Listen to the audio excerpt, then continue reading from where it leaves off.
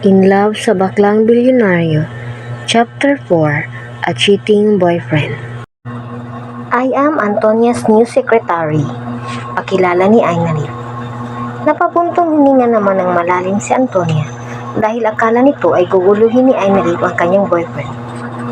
Oh, pahapyaw na sagot ng lalaki. Halata na hindi niya gusto si Ainali. Nagkibit balikat na lang siya. Wala rin naman siyang pakialam sa boyfriend ni Antonia. She's there to work. Kaya naupo na lang siya sa katabing lamesa ng CEO. Siguro ay doon ang pwesto ng sekretary ni Antonia. Ayaw niyang istorbohin ang mga ito. Binuksan niya ang computer at naglaro na lang. Wala pang utos si Antonia, kaya bahala siya kung ano ang gusto niyang gawin. I love my job. Nakangising bulong ni Ainali. Flowers for you, babe. Nakangiting ibinigay ng boyfriend ni Antonia ang isang piraso ng rose na hawak niya.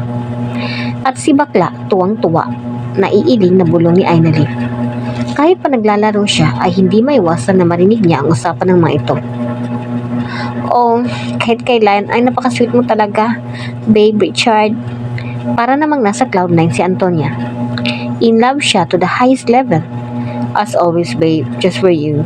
Hirit ng lalaki na Richard ang pangalan. Ew! Bulong ni Ainali. Hindi bagay para sa kanya ang dalawa, lalo na nang makita niya kung gaano kalaki ang kay Antonia. Ano ba ang pinag-iisip mo, babae ka? Pinagalitan ni Ainali ang sarili. Kulang lang siguro siya ng konting kiliti. Matagal na rin kasi na hindi siya nakipagrelasyon. Nawala na siya ng gana sa mga lalaki dahil nakafocus lang siya sa mga anak niya. Thank you, babe. I love you. Malambing na sabi ni Antonia. I love you too. Sagot naman ni Richard. At yun na nga ang hudyat upang matulog si Ainali. Masyadong cringe pakinggan ang mga ito. Bahala kayo dyan. Bulong ni Ainali at natulog sa lamesa. I'll be back, babe. Mag-work ka muna. I will pick you up at 5. Sabi ni Richard pagkatapos nila pagsaluhan ang mainit na halikan. Ingat, babe. Pahabol na sabi ni Antonia. Tuwang-tuwa siya dahil sinurpresa siya ni Richard. Akala niya ay hindi ito dadalaw sa bago niyang branch dahil busy sa negosyo. And voila, andito na ang babe niya. Nakangiti pa rin si Antonia habang pabalik sa kanyang lamesa. Ngunit laking gulat niya nang makita si Ainali na natutulog sa lamesa niya at naglalaway pa. Ay, letse!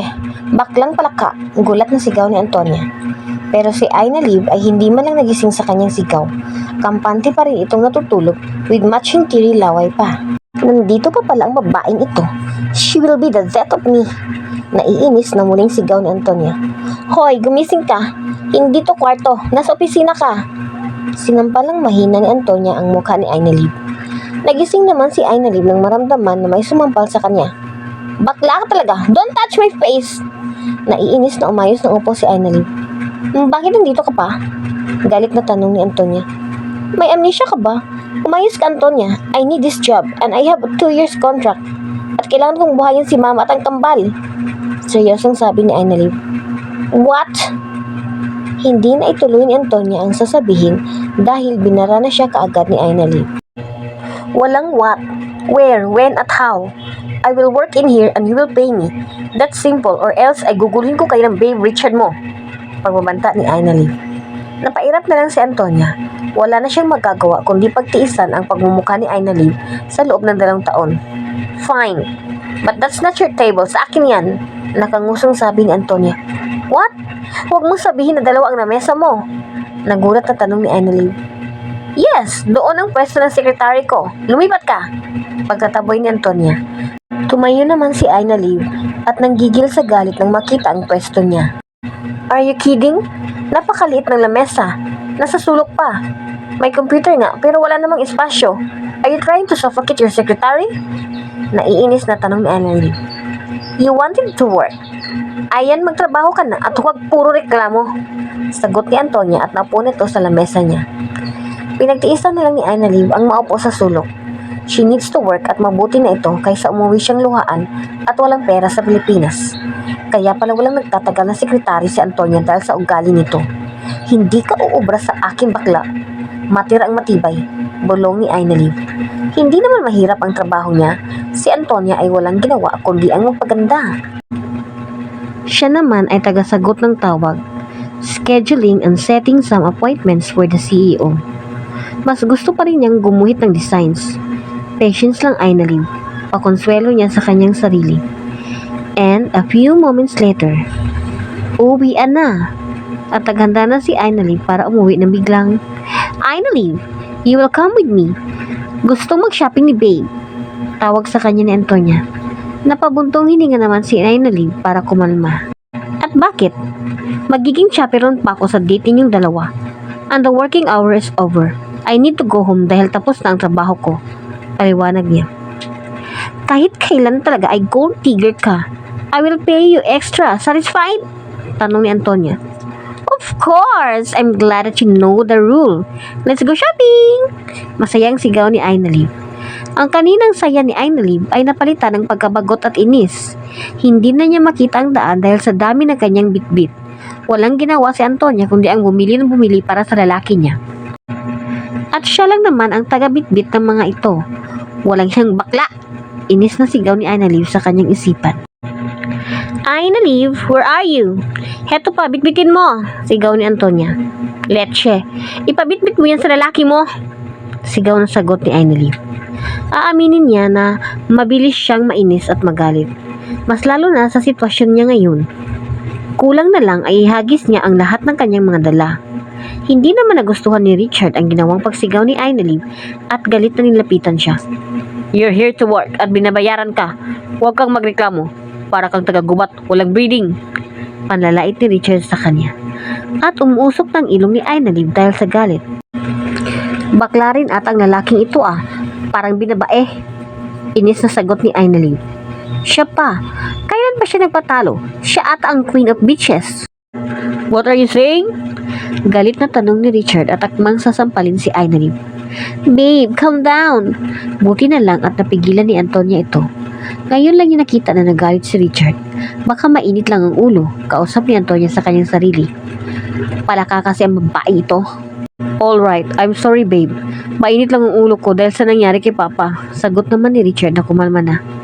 What happened? Nag-aalalang tanong ni Antonia. Saan? And it's a hit and run. Ang walahiyang driver ay iniwanan si Papa. Galit na sagot ni Richard at parang maiiyak ito. Hindi ko sinabi kaagad sa'yo. Baka ma-stress ka babe. Nag-aagaw buhay ngayon si Papa. Hindi ko naman nakalain na masasagasaan siya na andito na ako sa Paris. Hirit na drama ni Richard. Don't worry, I'm here babe. Sabi naman ni Antonia na nag-aalala. Shit! Napairap ng kanyang mga mata si Ainaliv. Ang akala niya ay wala nang makakatalo sa pagiging best actress niya. Yun pala ay mas malala pa sa kanya. Gold digger din ang bruho. Inis na hiyaw ni Ainaliv sa kanyang isipan. Pero mas malala si Richard sa kanya dahil napakasinungaling nito. Kawawang Antonia, napailing na lang si Ainaliv. Miss, we have a cart. Why don't you put them all in here? Offer ng sales lady. Ay tanga. Napasigaw na lang si Ainaliv. Bakit ba hindi niya naisip na may mga cart naman pala sa paligid at binitbit pa talaga niya ang lahat? Nang matapos mailagay ni Ainaliv ang mga pinamili ni Antonia, ay biglang nawala ang mga ito. Sasabog na sana siya sa galit nang mag-text si Antonia at pinapupunta siya kung saan sila na restaurant kakain. Nahanap naman niya ang restaurant pero hindi rin siya makakain dahil naiinis siya sa sobrang kaswitan ng dalawa. Nagsusubuan sa kanyang harapan with matching sweet words of I love you. Yuck! Naiinis na sigaw ni Ainaliv sa kanyang isipan. Nagpunta siya ng comfort room at sinabing tapos na siyang kumain kahit hindi pa. Hindi niya masikmura ang paglalandian ng dalawa. At nang makalabas na siya ng comfort room, ay narinig niya ang boses ni Richard. Magkalapit lang kasi ang CR ng babae at lalaki. Napahinto siya nang marinig ang pangalan ni Antonia. Si Antonia? Mahal ay tanga yun. Don't worry. Mabilis yun maniniwala at patay na patay sa akin. Kaya buhay rin ang kamahal.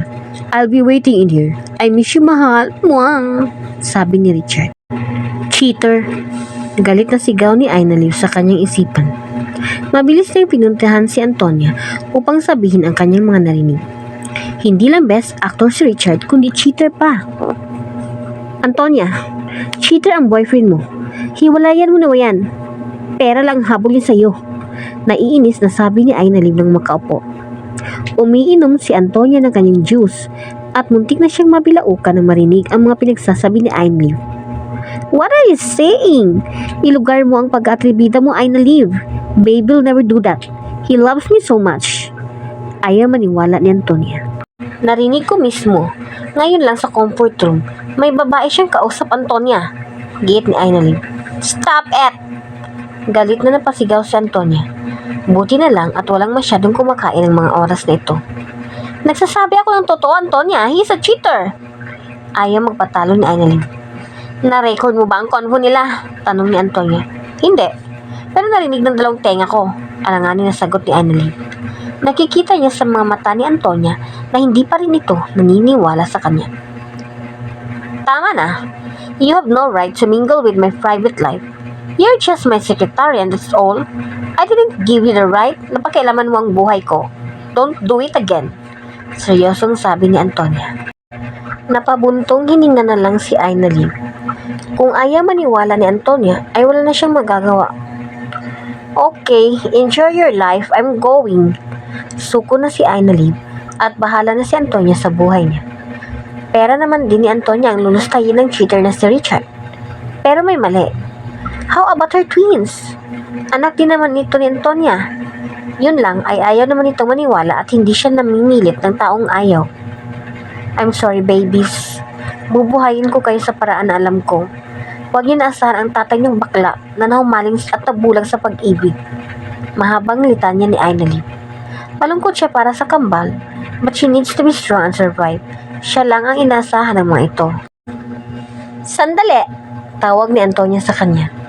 Huminto naman si Ainliv at lumingon. Bakit? Nakasimangot yung tanong. Here's your payment. Sagot ni Antonia at inilabas ang mga dolyares. Hindi ito tumayo upang iabot kay Ainliv. Inilagay lang niya sa lamesa. Siyempre, pera na yan. Kaya tatakbuhin talaga ni Ainliv yan. Next time, huwag kang pakialamera. Magtrabaho ka kung gusto mo ng peras. Seryosong sabi ni Antonia nang damputin na ni Ainliv ang pera. Sure! Masayang sagot ni Ainliv. Bahala kang magdusa at masaktan in the end. Basta sa akin ang pera. Pahabol na bulong ni Ainliv. Nakasalubong niya si Richard at inirapan lang niya ito. And that's all for chapter 4. Please stay tuned for the next chapters. And if you want to hear more or read more, please hit the subscribe button. Have a nice day, everyone. Thank you.